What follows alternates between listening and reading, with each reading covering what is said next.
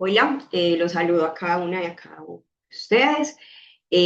Hoy la intención entonces es hablar del tema de primeros auxilios, desde ese acercamiento, esas herramientas básicas que podemos brindar desde el área de seguridad y salud en el trabajo. Entonces, vamos a iniciar entonces conociendo qué es el tema de primeros auxilios, ¿cierto? ¿A qué se refiere? Entonces, vamos a hablar y vamos a decir que es ese conjunto de actuaciones y técnicas que lo que nos permiten es una atención inmediata de una persona accidentada, ¿cierto? O en cierto tipo de situación, precisamente hasta que llegue la asistencia médica profesional, y esto entonces es con el fin de que esas lesiones que haya sufrido la persona no empeore, ¿cierto? No empeore, o que tengamos un tiempo, tengamos la posibilidad de brindar a una persona bajo estas circunstancias o situaciones una atención inmediata que lo que haga es garantizarle su vida, ¿cierto? Entonces a eso va dirigido el tema de los primeros auxilios. Hay unos factores entonces que son desencadenantes a que sucedan este tipo de situaciones, ¿cierto? Bien sea puede darse por un accidente, que el accidente lo conocemos entonces como esa pérdida brusca de un equilibrio funcional del organismo que puede suceder en cualquier circunstancia, ¿cierto? O en cualquier lugar.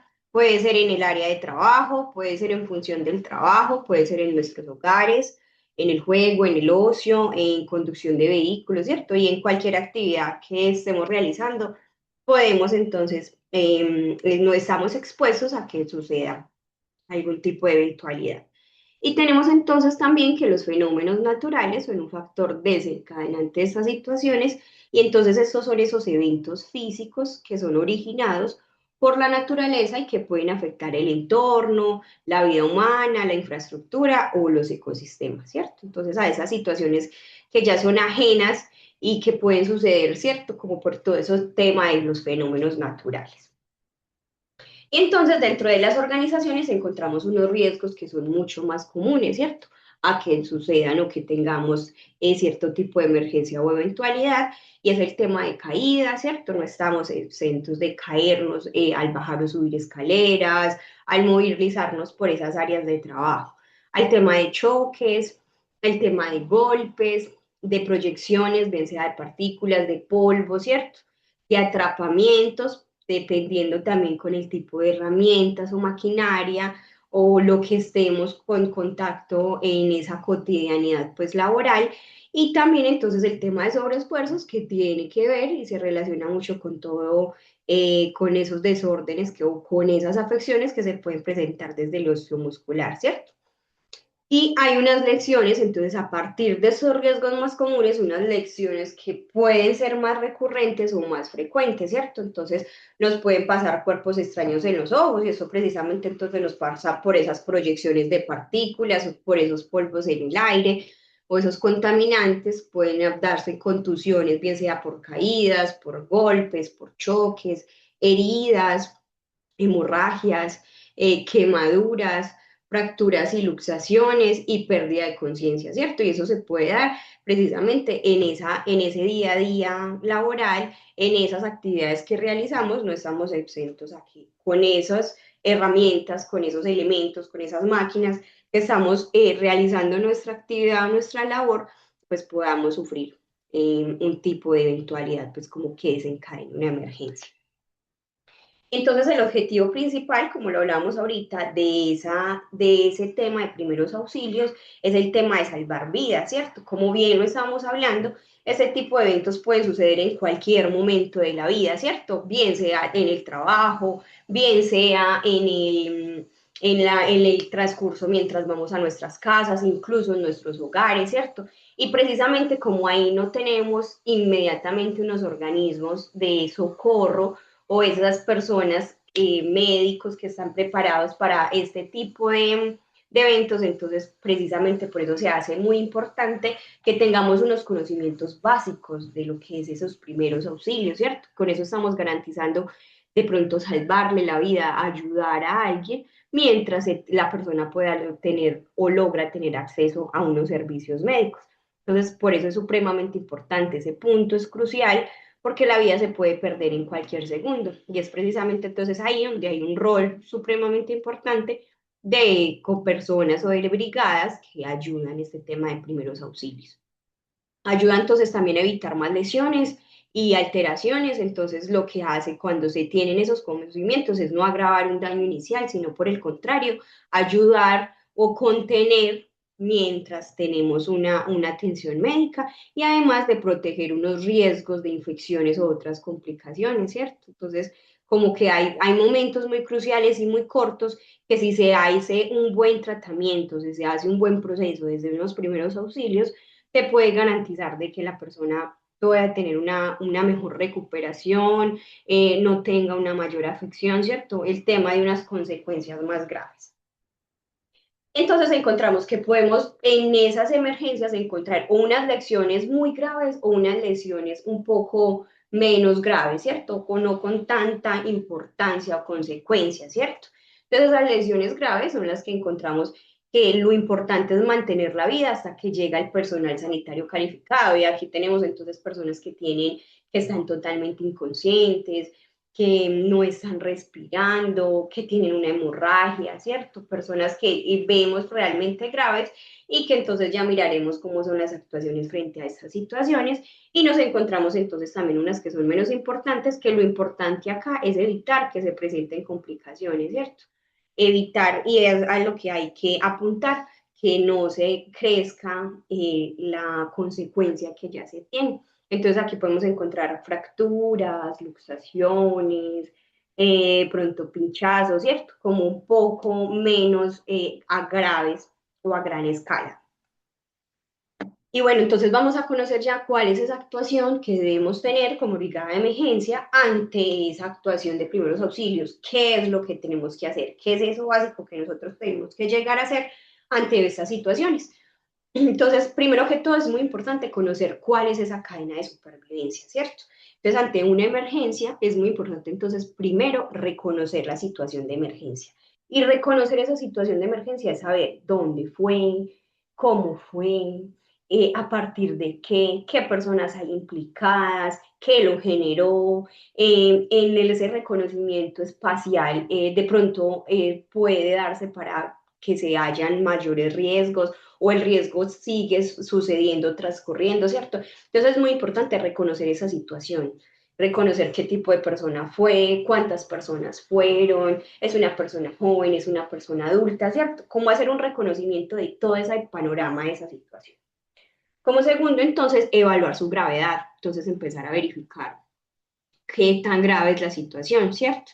Tenemos una persona que está inconsciente o tenemos una persona consciente, tenemos una persona que logra responder, ¿cierto? Entonces, evaluar qué tan grave es la situación y como tercero, entonces, brindar ese soporte y ese soporte adecuado. Y porque responder ante esa emergencia no es solamente de cualquier forma realizarlo, ¿cierto? Requiere un paso a paso, requiere unas formas de hacerlo, requiere que tengamos unos conocimientos para poder hacerlo de la mejor manera y como lo hablamos ahora, no agrandar la situación. Y entonces esa actuación general ante emergencias lo vamos a conocer como el PAS. ¿Listo? Y entonces el PAS se va a referir al proteger, primero que todo, al accidentado y a uno mismo. Y esto es muy importante porque no podemos poner en riesgo nuestra vida, ya serían dos personas accidentadas, ¿cierto?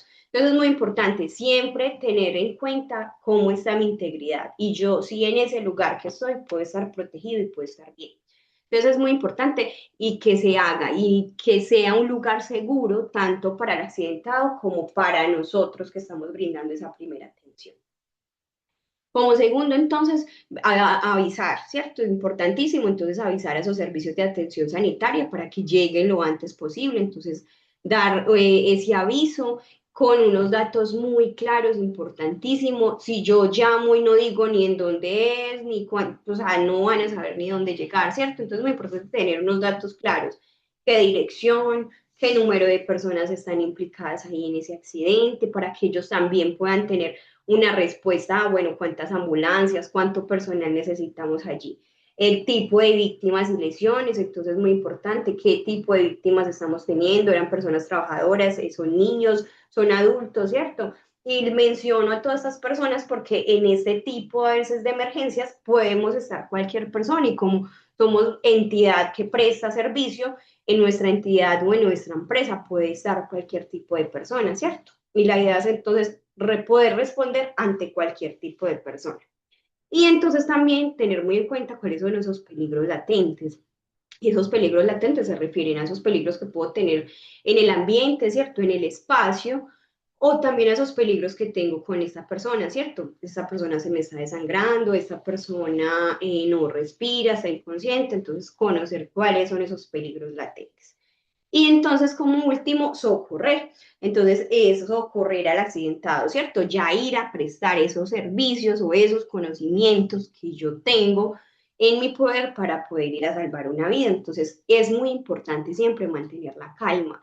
Si no tenemos la calma de nosotros, es muy difícil poder calmar a la víctima. Entonces, desde ahí tiene que partir que aunque a veces es complicado en ciertas situaciones, tenemos que tener eso muy en cuenta. Si no estamos nosotros calmados, por el contrario, antes vamos a alarmar o a llenar de más susto a la víctima. ¿Cómo le vamos a nosotros a estar tan intranquilos y decirle a la víctima, no, te estás desangrando, ¿cierto? Entonces, por el contrario, tenemos que tener una postura y una posición muy tranquila para poder brindarle la tranquilidad a la víctima.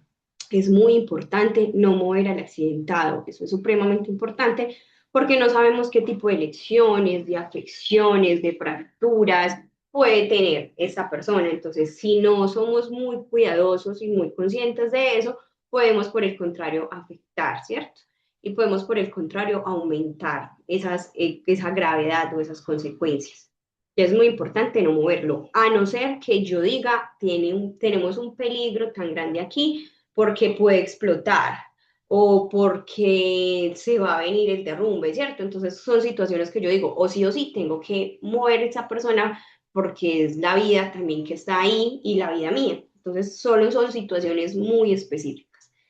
Y como segundo, entonces ya miraríamos el tema de la exploración primaria de esos signos vitales y de la exploración secundaria de esos síntomas, ¿listo? Entonces, en esa evaluación, en esa exploración primaria, ¿qué vamos a entrar a verificar? Entonces, primero que todo, vamos a entrar a verificar el tema de la conciencia. Entonces, el tema de la conciencia, vamos a mirar si la persona tiene una respuesta a estímulo, ¿cierto? Si yo le hablo y la víctima me logra contestar, si logra abrir los ojos, si logra estar consciente, si logra tener conciencia, digamos, del día, de la situación, ¿cierto? Si está total, en plena conciencia, ahí podemos verificar eso. Si por el contrario yo tengo una persona que sospecho que está inconsciente, es muy importante de pronto hacerle un pequeño pellizco, un pequeño apretón para mirar si responde a o si hay algún estímulo, ¿cierto? Si abre los ojos, si de pronto involuntariamente mueve o se queja. Eso es muy importante porque aquí es donde tenemos que determinar si tenemos un paciente consciente o inconsciente y tendríamos ya dos parámetros muy diferentes. Si tenemos una persona consciente, así tenemos una persona inconsciente. ¿Listo? Entonces, primero que todo es verificar esa conciencia, cómo está el paciente que estamos atendiendo. Si no tenemos el tema de conciencia, entonces vamos a mirar el tema de la respiración, ¿cierto? Entonces, verificar si hay unos movimientos torácicos y eso lo verificamos entonces en el pecho. Tratar de oír la respiración o sentir el aliento acercando la mejilla de pronto pues como a la cara de la persona como para lograr sentir más cerca si hay una respiración. Recordemos entonces que la respiración y en esas cifras normales se dice que en niños de meses las respiraciones son de 30 respiraciones por minuto, en niños hasta 6 años son de 26 respiraciones por minuto, en adultos se dice que entonces son de 12 a 15 respiraciones por minuto y en ancianos generalmente entonces son menores a 12 respiraciones por minuto. ¿Listo? Datos muy importantes y que hay que tener muy en cuenta a la hora de prestar esos primeros auxilios porque con eso logro tener una percepción de cómo está el paciente. Entonces también luego que verificamos el tema de la respiración, entonces vamos a verificar el tema del pulso. Es muy importante mirar si hay un pulso. En el pulso generalmente la podemos tomar en la carótida. Esa carótida es un punto donde se siente con mucha más presión. La carótida entonces la encontramos en el cuello en el lado izquierdo, ¿listo? Ahí podemos tomarla. Entonces es verificar si tenemos un pulso rítmico, si este pulso es regular, si realmente hay una frecuencia. Y importante que siempre tomemos ese pulso con el dedo índice o el dedo medio. El pulgar no es recomendado porque él tiende a tener una palpitación, entonces puede ser confuso. Entonces se recomienda que sea con estos dos dedos, ¿cierto? Y también entonces podemos tomar el pulso en el radial, que entonces sería como en la muñeca. Esos pulsos como normales los encontramos en lactantes son de 130 a 140 pulsaciones por minuto, en niños son de 80 a 100 pulsaciones por minuto, en adultos de 72 a 80 pulsaciones por minuto y en ancianos de 60 o menos pulsaciones por minuto. ¿Listo? Y ya cuando verificamos el pulso, entonces también es muy importante verificar en esa primera o en esa exploración primaria el tema de hemorragias, porque por una hemorragia podemos perder una vida. Entonces también también se verifica en esta primaria el tema de hemorragia, si el paciente está teniendo algún tipo de hemorragia. Listo, ya hicimos esa primaria, entonces ya vamos a hacer esa evaluación o exploración secundaria de síntomas, ¿cierto? Empezar a conocer o a reconocer qué tiene el paciente. Entonces, ¿qué tenemos que explorar en esta secundaria? Entonces, es muy importante explorar como todas esas partes del cuerpo que son eh, como foco principal, ¿cierto? Entonces, empezamos por la cabeza, es verificar si en la cara o en el cuero cabelludo de pronto hay unas fracturas, hay unas lesiones, de pronto también oculares, si hay unos derramamientos pues como de sangre, ¿cierto? Entonces, verificar qué está pasando a nivel de cabeza. En el cuello, mirar si hay algún tipo de formaciones o bultos. En el tórax, si vemos una dificultad respiratoria, si estamos verificando heridas, hemorragias. En el abdomen es muy importante mirar si la pared del estómago está depresible. Depresible significa como en hundimientos. Y eso nos da un indicio muy importante de pronto si la persona tiene algún tipo de hemorragia interna o alguna herida interna. Entonces es muy importante también esta verificación. Y extremidades, entonces verificar si hay posibles fracturas o esguinces o luxaciones. Esto siempre y cuando sin mover el paciente, ¿cierto? Si el paciente está en una posición que es difícil verificar eso, es como lo que logremos verificar. Pero como lo hablábamos, es importante no mover el paciente hasta que no tengamos seguridad de que está consciente, ¿cierto? Que puede realmente hacerlo. Es muy importante el tema de no moverlo. Y también entonces empezamos a buscar cuáles son esos puntos como que, ¿cierto? Que se tuvieron afectados, en esos puntos que se refleja de pronto dolor, o en esos puntos que estamos viendo de pronto heridas o contusiones, si hay algún tipo de deformaciones, o el tema si me está involucrando la sensibilidad o la movilidad. Eso. Entonces, eso es lo que vamos a hacer en esa evaluación o en esa exploración secundaria.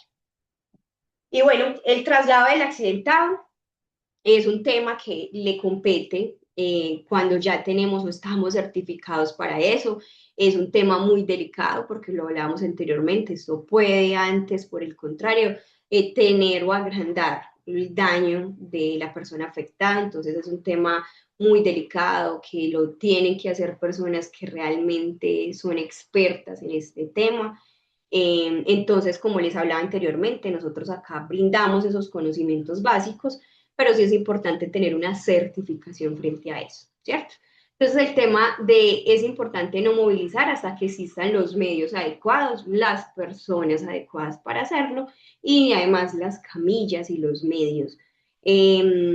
Ya hay de pronto situaciones muy extremas donde no se tienen camillas, ¿cierto? Donde personas que saben improvisan ese tipo de elementos, pero es muy importante saber cómo se va a hacer ese camillaje, ¿cierto? En qué posiciones, cómo va a ser, y son gente que por lo general ya están programadas, ¿cierto? Que ya tienen toda la técnica para hacerlo. Como les decía ahora, solo será urgente si existe un peligro de fuego, explosión, derrame, atropello, ¿cierto? Entonces yo tengo que decir, sí o sí, yo tengo que mover a esa persona porque o si no, esto va a explotar, esto va a caer, esto va a encenderse, ¿cierto? Entonces, en casos muy específicos, si es necesario, pues habrá que mover de pronto a la persona afectada. Es muy importante siempre considerar que puede existir lesión de columna vertebral y inmovilizar pues como al herido en un eje rígido. Eso es muy importante, siempre manteniendo como alineados la cabeza, el cuello y el tronco, entonces manteniendo al paciente lo más rígido posible, ¿cierto? No mover, por eso les decía que es muy importante porque esas personas ya tienen el conocimiento y tienen la técnica de cómo hacerlo, ¿cierto? Tienen, ya están muy sincronizados en esos movimientos, entonces mueven el cuerpo muy en bloque. Si no tenemos ese movimiento tan en bloque, posiblemente entonces la cabeza pueda subir más o el cuello o el tronco y puede entonces afectar. Entonces siempre es muy importante considerar que posiblemente pueden haber unas fracturas vertebrales y que si hay una mala movilización puede ser peor.